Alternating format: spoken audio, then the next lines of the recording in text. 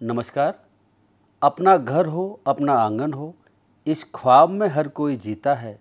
इंसान के दिल की ये चाहत है कि एक घर का सपना कभी ना छूटे। ये पोएम हिंदी के मशहूर कवि प्रदीप की है। जो सरकारें बुलडोज़र का इस्तेमाल कर रही हैं किसी घर को तोड़ने के लिए, उनको इस पोएम से कुछ सीखना चाहिए। इस देश में रूल ऑफ लॉ चलेगा, ना कि rule of bulldozer. Rule of law को पहली बार ए.बी. डायसी ने कंसेप्चुलाइज किया था। रूल ऑफ लॉ का मतलब ये है कि किसी भी कंट्री में कानून का राज होगा, ना कि बुलडोजर या किसी व्यक्ति का राज होगा। हमारे देश की कोई भी सरकार या कोई भी ऑफिशियल या ऑफिसर वो इस बात के लिए बाउंड है कि रूल ऑफ लॉ के अकॉर्डिंगली ही काम करेगा। रूल ऑफ लॉ संविधान के तहत एक इम्पोर्टेंट प्रिंसिपल है। सुप्रीम कोर्ट ने 1976 में रूल ऑफ लॉ को संविधान की बेसिक स्ट्रक्चर का पार्ट तक हेल्ड किया गया है। राइट टू प्रॉपर्टी को इतना इम्पोर्टेंट राइट समझा गया कि उसको संविधान के फंडामेंटल राइट के चैप्टर में रखा गया। पहले आर्टिकल 91F और आर्टिकल 31 में इसको फंडामेंटल राइट बनाया गया था, लेकिन इस फंडामेंटल राइट को 1978 में फंडामेंटल राइट के चैप्टर से निकाल करके कॉन्स्टिट्यूशनल राइट बनाया गया। और ये सब किया गया था 1978 में, और इसके लिए 44वां संविधान संशोधन विधेयक पारित किया गया था 1978 के बाद में। अब इस राइट टू प्रॉपर्टी के राइट को आर्टिकल 300A में रखा गया है, लेकिन पहले ये फंडामेंटल राइट के चैप्टर में एक इम्पोर्टेंट आर्टिकल था। राइट टू शेल्टर यानी कि आवास का अधिकार भी एक राइट टू प्रॉपर्टी का इम्पोर्टेंट एस्पेक्ट है।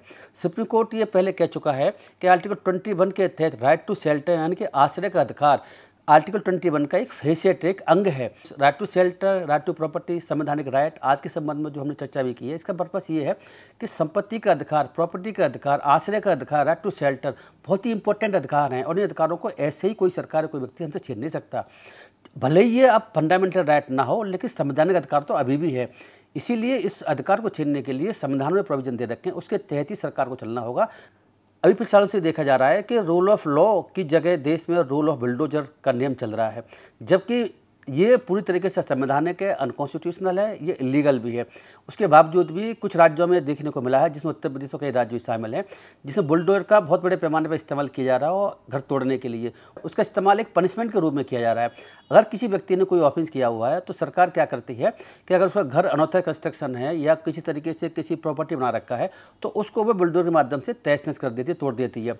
और ये भी देखा गया था पहले जो नोटिस देने की प्रक्रिया है, बहुत से नियम कानून है, उसका भी पालन सरकार नहीं करती थी। तो बिना जजमेंट पास किए कोर्ट के उसको पनिशमेंट देने की एक तरीके से उन्होंने जो है ये काम कर रखा था। ये पूरी तरीके से गलत था, इलीगल था, और इसमें सुप्रीम कोर्ट को बीच में आना चाहिए। तो बाद में सुप्रीम कोर्ट बीच में आया भी। जैसे कोई व्यक्ति कोई अपराध करता है और उस राज्य की सरकार ये समझती है कि ये व्यक्ति ऐसा है जो हमको वोट नहीं देता, या वो व्यक्ति ऐसा है जो किसी अन्य धर्म का पालन करने वाला है, जिसकी नज़र में सरकार की ज़्यादा अहमियत नहीं है और उसे और तरीके से देखती है, तो उस स्थिति में वो उसके घर को अगर अनऑथराइज्ड कंस्ट्रक्शन है तो तोड़ने के लिए बुलडोजर भेज देती है। जबकि आसपास के घर उसके जो बने हुए होते हैं वो भी अनऑथराइज्ड कंस्ट्रक्शन होते हैं उसके, लेकिन उनको नहीं तोड़ा जाता क्योंकि उसने ऑफेंस किया हुआ है, इसीलिए उसके घर को तोड़ा जाता है। तो ये एक मैसेज देश में, दुनिया में चला गया कि सरकार ये बुलडोजर एक्शन के तहत जो घरों का डेमोलिशन कर रही है, वो डेमोलिशन जो है नियम के तहत घर नहीं बने इस वजह से नहीं कर रही, बल्कि इस वजह से कर रही है कि उन्होंने कोई ऑफेंस किया है, और ऑफेंस करने के अलावा वो जो सरकार उस व्यक्ति को पसंद भी नहीं करती, ऐसा देखा गया है।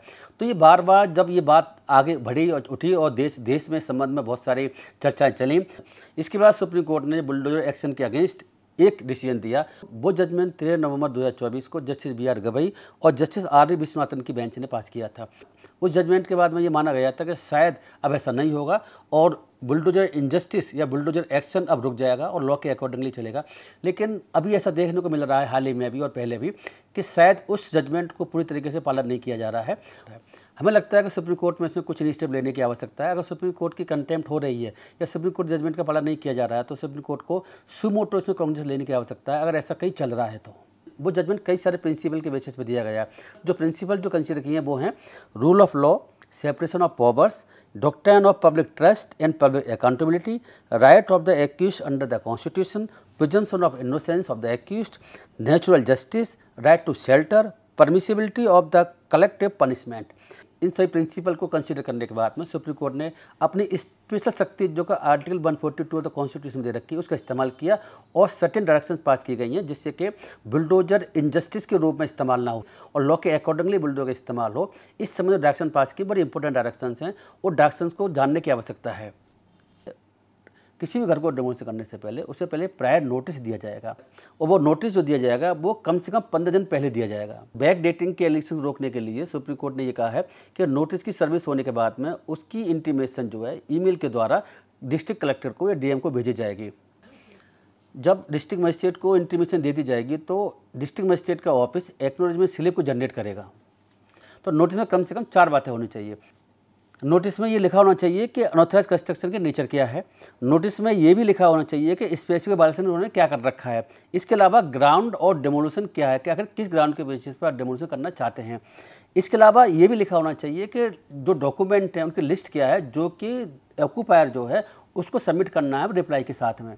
नोटिस में ये भी स्पेसिफाई किया जाएगा कि आखिर उस व्यक्ति को हियरिंग के लिए कब और किस अथॉरिटी के पास पेश होना है।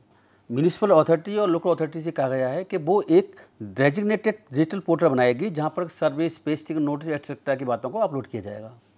जब नोटिस की सर्विस हो जाती है उसके बाद सेकंड डायरेक्शन है पर्सनल हियरिंग के संबंध में, कि जिस व्यक्ति को नोटिस दिया गया है उस व्यक्ति को डेजिग्नेटेड ऑफिसर पर्सनल हियरिंग देगा, यानी कि उसकी बात को सुनेगा कि उसका क्या व्यू है। जो हियरिंग उस व्यक्ति को दी जाएगी उसकी भी रिकॉर्डिंग की जाएगी, यानी कि पहले नोटिस दिया जाएगा, उसके बाद पर्सनल हियरिंग का मौका दिया जाएगा उस व्यक्ति को जिससे अपनी बात रख सके, उसके बाद फाइनल ऑर्डर पास किया जाएगा उस अथॉरिटी के द्वारा। फाइनल ऑर्डर में जो डेजिग्नेटेड अथॉरिटी है वो नोटिस ही यानी कि जो व्यक्ति है उसकी कंटेंशन क्या थी उसको लिखेगा, और अगर उसकी कंटेंशन से वो डिसएग्री करता है तो उसका रीजन भी लिखना पड़ेगा।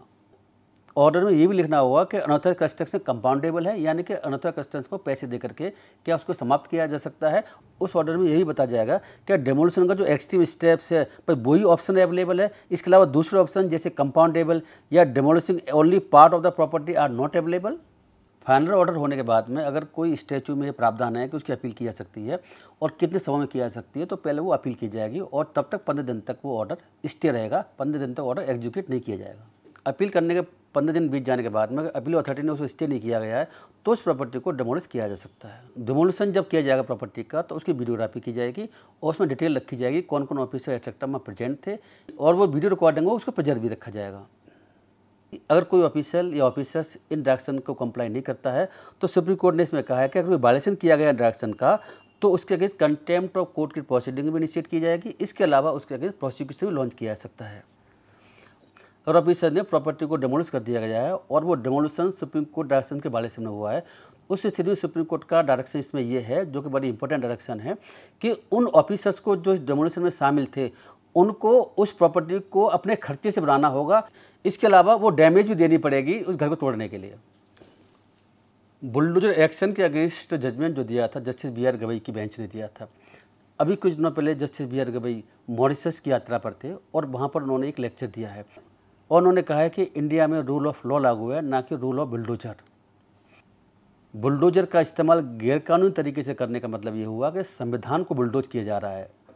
कुछ सरकारें जो पनिशमेंट के रूप में बुलडोजर का इस्तेमाल कर रही हैं वो पूरी तरीके से ना केवल इलीगल है बल्कि अनकॉन्स्टिट्यूशनल भी है और अब सुप्रीम कोर्ट के जजमेंट के अगेंस्ट भी है। हमें लगता है कि जो सरकार ऐसा कुछ कर रही हैं वो गलत कर रही हैं, उन्हें तुरंत इस कदम को तुरंत रोक देना चाहिए, अदरवाइज ये संविधान की हत्या के बराबर होगा।